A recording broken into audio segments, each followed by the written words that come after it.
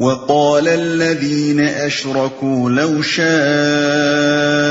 الله ما عبدنا من دونه من شيء نحن ولا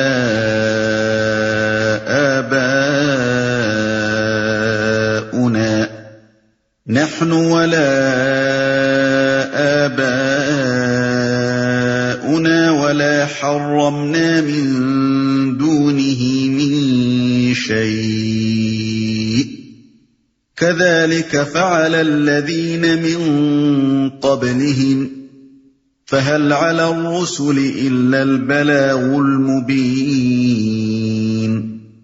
یہ مشرکین کہتے ہیں اگر اللہ چاہتا تو نہ ہم اور نہ ہمارے باپ دادا اس کے سوا کسی اور کی عبادت کرتے اور نہ اس کے حکم کے بغیر کسی چیز کو حرام ٹھہراتے۔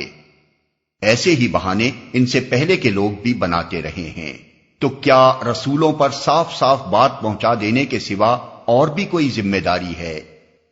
کسی چیز کو حرام ٹھہراتے۔ مشرکین کی اس حجت کو سورہ انعام آیات 148 149 میں بھی نقل کر کے اس کا جواب دیا گیا ہے۔ ان سے پہلے کے لوگ بھی بناتے رہے ہیں، یعنی یہ کوئی نئی بات نہیں ہے کہ آج تم لوگ اللہ کی مشیت کو اپنی گمراہی اور بدعمالی کے لیے حجت بنا رہے ہو۔ یہ تو بڑی پرانی دلیل ہے جسے ہمیشہ سے بگڑے ہوئے لوگ اپنے ضمیر کو دھوکہ دینے اور ناصحوں کا منہ بند کرنے کے لیے استعمال کرتے رہے۔ یہ مشرکین کی حجت کا پہلا جواب ہے۔ اس جواب کا پورا لطف اٹھانے کے لیے یہ بات ذہن میں رہنی ضروری ہے کہ ابھی چند سطریں پہلے مشرکین کے اس پروپیگنڈے کا ذکر گزر چکا ہے جو وہ قرآن کے خلاف یہ کہہ کر کیا کرتے تھے کہ اجی وہ تو پرانے وقتوں کی فرسودہ کہانیاں ہیں۔ گویا ان کو نبی پر اعتراض یہ تھا کہ یہ صاحب نئی بات کون سی لائے ہیں، وہی پرانی باتیں دہرا رہے ہیں جو طوفان نوح کے وقت سے لے کر آج تک ہزاروں مرتبہ کہی جا چکی ہیں۔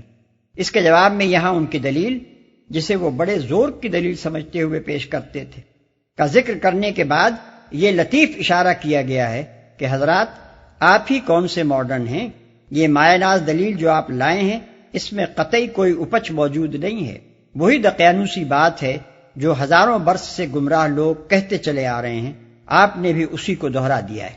وَلَقَدْ بَعَثْنَا فِي كُلِّ أُمَّةٍ رَسُولًا أَنِ اعْبُدُوا اللَّهَ وَاجْتَنِبُوا الطَّاغُوتَ فَمِنْهُمْ مَنْ هَدَى اللَّهُ وَمِنْهُمْ مَنْ حَقَّتْ عَلَيْهِ الضَّلَالَةُ فَسِيرُوا فِي الْأَرْضِ فَانظُرُوا كَيْفَ كَانَ عَاقِبَةُ الْمُكَذِّبِينَ۔ ہم نے ہر امت میں ایک رسول بھیج دیا اور اس کے ذریعے سے سب کو خبردار کر دیا کہ اللہ کی بندگی کرو اور طاغوت کی بندگی سے بچو۔ اس کے بعد ان میں سے کسی کو اللہ نے ہدایت بخشی اور کسی پر ضلالت مسلط ہو گئی۔ پھر ذرا زمین میں چل پھر کر دیکھ لو کہ جھٹلانے والوں کا کیا انجام ہو چکا ہے۔ طاغوت کی بندگی سے بچو، یعنی تم اپنے شرک اور اپنی خود مختارانہ تحلیل و تحریم کے حق میں ہماری مشیت کو کیسے سند جواز بنا سکتے ہو، جبکہ ہم نے ہر امت میں اپنے رسول بھیجے اور ان کے ذریعے سے لوگوں کو صاف صاف بتا دیا کہ تمہارا کام صرف ہماری بندگی کرنا ہے، طاغوت کی بندگی کے لیے تم پیدا نہیں کیے گئے ہو۔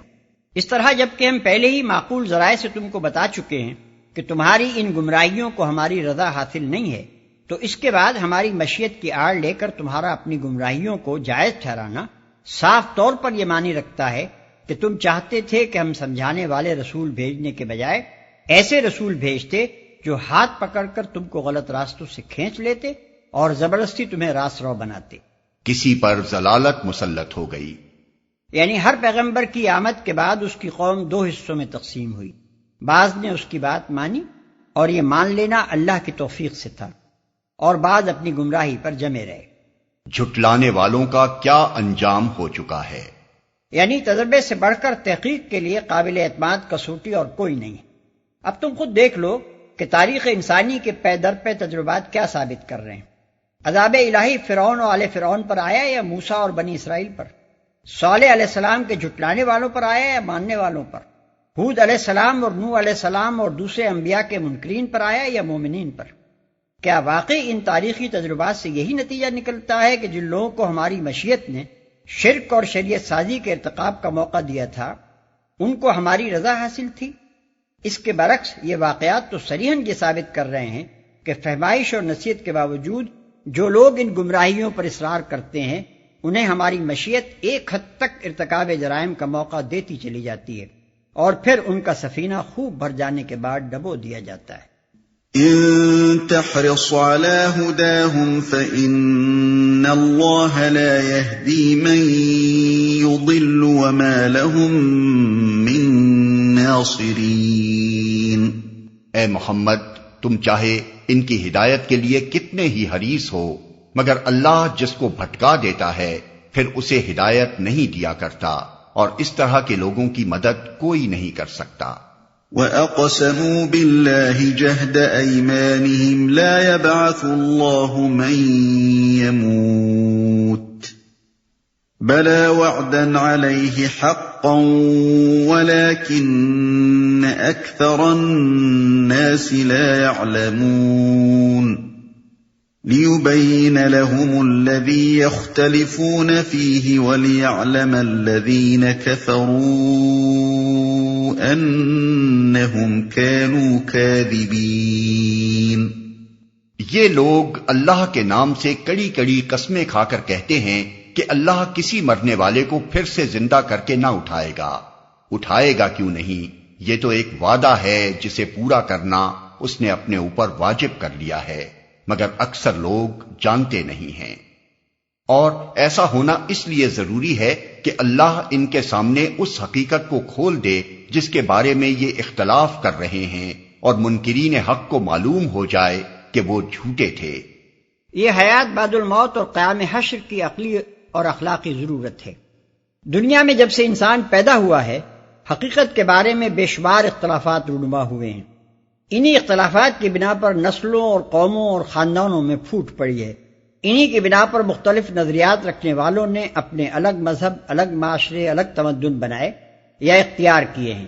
ایک ایک نظریے کی حمایت اور وکالت میں ہزاروں لاکھوں آدمیوں نے مختلف زبانوں میں جان، مال، آبرو، ہر چیز کی بازی لگا دی ہے، اور بے شمار مواقع پر ان مختلف نظریات کے حامیوں میں ایسی سخت کشاکش ہوئی ہے کہ ایک نے دوسرے کو بالکل مٹا دینے کی کوشش کی ہے، اور مٹنے والے نے مٹتے مٹتے بھی اپنا نقطہ نظر نہیں چھوڑا ہے۔